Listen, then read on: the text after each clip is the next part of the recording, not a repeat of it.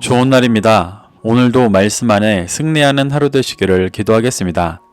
오늘 생명의 산 본문은 베드로전서 3장 1절부터 12절입니다. 오늘 본문에서는 1절부터 7절까지 아내의 남편에 대한 순종과 남편의 아내에 대한 선한 자세에 대해 말하고 8절부터 12절까지 형제들이 서로 사랑하며 선을 행하고 화평을 추구할 것을 도전하고 있습니다. 이 구절들을 통해 하나님께서 무엇을 말씀하시는지 살펴보도록 하겠습니다. 1절부터 2절입니다. 아내들아, 이와 같이 자기 남편에게 순종하라. 이는 혹 말씀을 순종하지 않는 자라도 말로 말미암지 않고 그 아내의 행실로 말미암아 구원을 받게 하려 함이니 너희의 두려워하며 정결한 행실을 봄이라. 1절에서 이와 같이 순종하라는 말은 앞선 절에서 말했었던 왕, 주인에게 순종하는 것과 같은 모습으로 순종하라는 것을 말합니다. 이는 표면적으로 모든 말을 따르라는 것이 아니라 2장 19절에서 말했었던 하나님을 생각함으로 라는 전제가 이어지는 것입니다. 이는 하나님의 뜻을 바라보고 인식하며 그 뜻을 이루기 위한 순종을 하라는 것입니다. 그 대표적인 모습이 예수님이셨습니다. 예수님은 이 땅의 권위자들의 부당함에 대항해 세력을 모아 그들을 공격하지 않으셨습니다. 그들도 구원받아야 하는 자들이었기 때문에 진리의 빛을 비추시기 위해 자신의 육신을 제어하는 길을 가셨습니다. 베드로는 계속해서 이러한 순종을 해야 한다고 말하고 있는 것입니다. 성경에서 말하는 남편과 아내는 일반적인 성별의 구분이라기보다 신랑은 예수님이나 그의 권위를 이어받은 지도자들을 말하고 아내는 그를 믿고 따르는 신부된 제자들을 말합니다. 그렇기 때문에 기본적으로 더 장성해야 하는 성도인 아내는 영적인 지도자인 남편에게 순종해야 하는 것은 당연한 일이었습니다. 그런데 여기에서는 남편이 말씀에 순종하지 않는 자이더라도 순종하라고 말하고 있습니다. 2장 18절에서 말했던 순종해야 하는 주인 중 까다로운 자와 같은 맥락으로 육신적인 권위는 가지고 있지만 진리에서 벗어난 자를 말하는 것입니다. 베드로는 이들에게도 하나님을 생각함으로 순종하며 말이 아니라 그 선한 행실로 구원받게 해야 한다고 도전하는 것입니다. 2절에서는 하나님을 두려워하며 거룩하게 살아가는 아내의 행실을 말씀에 순종하지 않는 자가 보고 진리로 돌아오게 되는 것을 말합니다. 이것이 고난의 상황에서도 진리의 빛을 비추며 살아가는 진정한 그리스도인들의 열매라고 도전하는 것입니다. 3절부터 4절입니다. 너희의 단장은 머리를 꾸미고 금을 차고 아름다운 옷을 입는 외모로 하지 말고 오직 마음에 숨은 사람을 온유하고 안정한 심령에 썩지 아니할 것으로 하라. 이는 하나님 앞에 값진 것이니라. 베드로는 아내 된 자들에게 너희의 단장을 외모로 하지 말라고 말합니다. 여기서 단장의 원어는 코스모스로 외적으로 꾸미는 것을 의미합니다. 이는 실제 외모를 꾸미지 말라고 말하는 것이 아니라 본질이 없는 외적인 예배, 신앙을 비유하는 것입니다. 과거 이스라엘 백성들이 중심 없이 짐승만 잡아들였던 헛된 제사와 같은 것입니다. 하나님은 이런 외모가 아니라 중심을 보시는 분이십니다. 그래서 4절에서 마음에 숨은 사람에 대해 말합니다. 이는 우리 안에 있는 속사람을 뜻합니다. 그 속사람을 온유하고 안정한 심령이 썩지 아니할 것으로 하라는 말은 말씀의 반석 위에 서 있어 흔들리지 않는 믿음으로 순종하라는 말입니다. 이는 앞에서 말했던 육체를 제어하는 삶과 같은 맥락의 말입니다. 베드로는 계속해서 고난과 환난 속에서도 이러한 중심으로 순종하는 것이 하나님 앞에 값진 것이라고 도전하고 있습니다. 5절부터 6절입니다.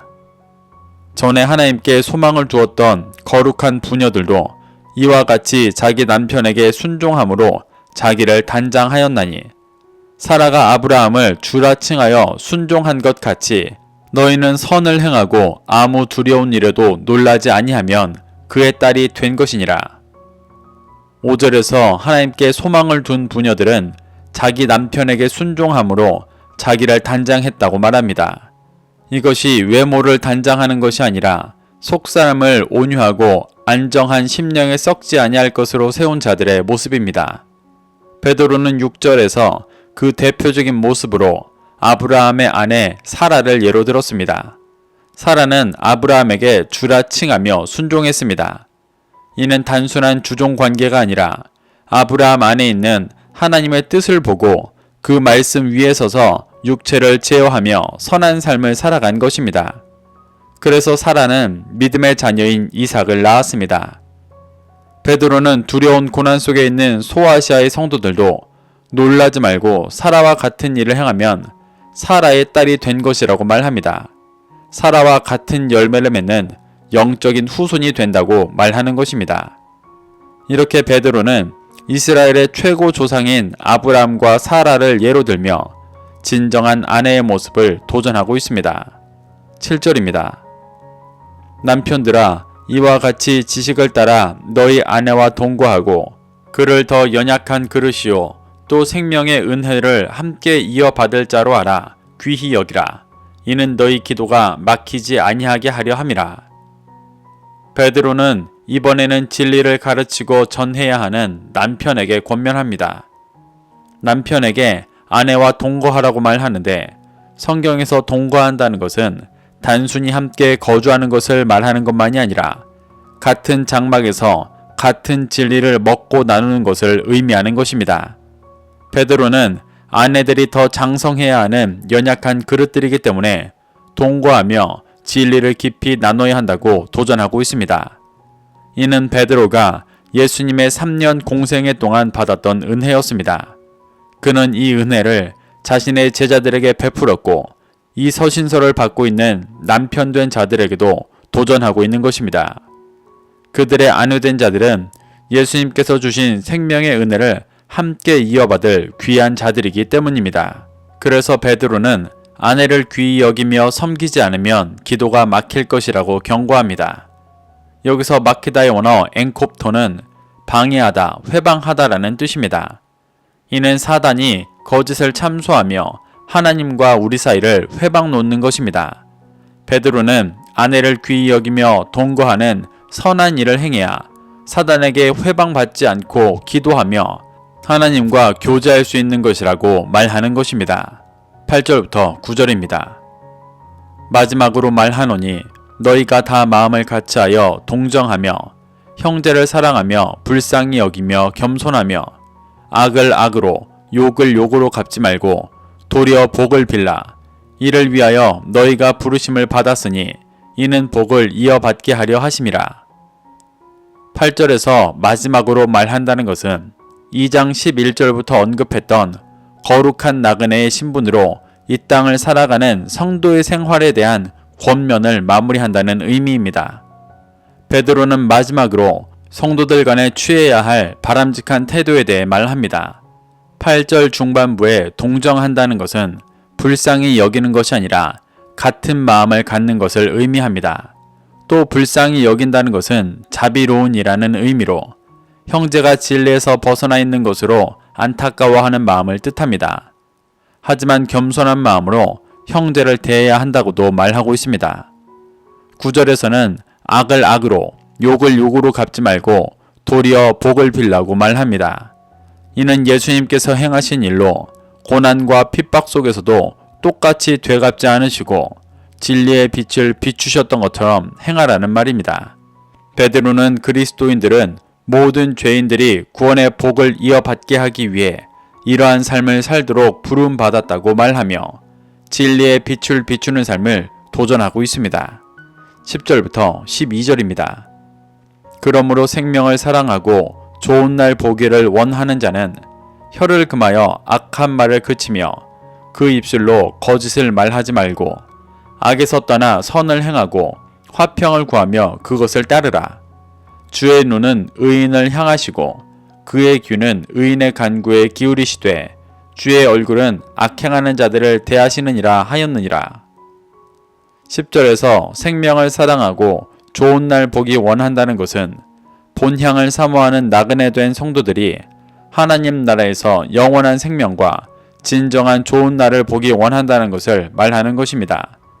베드로는 이러한 갈망을 가진 성도들에게 시편 34편 13절부터 16절의 말씀을 인용하여 악을 떠나고 선을 행하며 의인을 구원하시고 악을 벌하시는 하나님에 대해 도전합니다.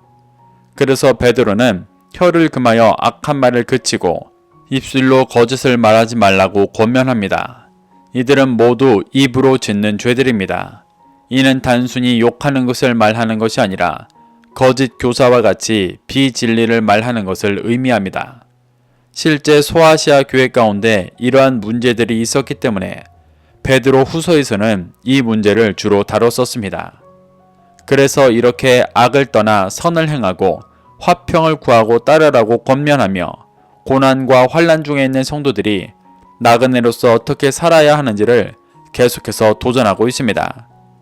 12절에서는 앞서 베드로가 권면했던 대로 살아가는 의인들을 하나님께서 바라보시고 귀 기울이시지만 악한 자들에게는 얼굴을 대하신다고 말합니다.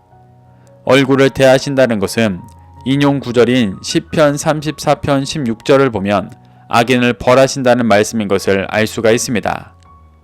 베드로는 이렇게 고난과 환난 가운데 있는 성도들의 영적인 정체성을 명확히 하며 진리의 빛을 비추는 의인의 삶을 살아갈 것을 도전하고 악인은 심판받는다고 경고하고 있습니다. 우리는 이러한 베드로의 권면으로 교훈 삼아 어두움 가운데 있는 이 땅에서 진리의 빛을 비추는 그리스도인으로 살아가고 있는지를 돌아봐야 합니다. 그래서 본향을 사모하는 나그네로서 정체성을 명확히 하며 예수님께서 행하셨던 순종의 길을 걸어가 구원의 기쁨을 누리게 되시기를 축복합니다. 오늘도 이 말씀을 심령에 새겨 승리하는 하루 되시기를 기도하겠습니다.